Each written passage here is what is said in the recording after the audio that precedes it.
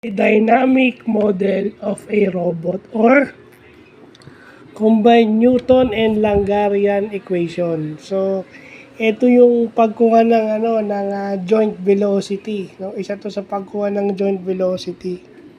So, given dito yung mga inertia na nakuha natin before. So, ano lang yun, mga formula lang yan na dinederive and then magbibigay ka na lang ng sariling given, no? So, yan yung mga nakuha natin.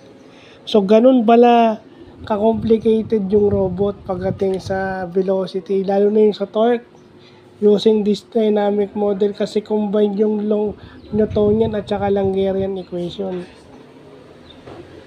So, maganda ring malaman natin yan.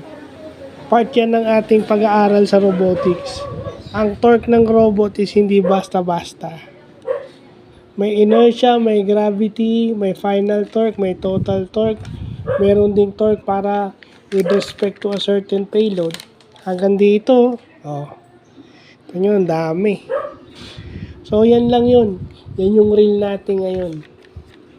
So, yun lang po.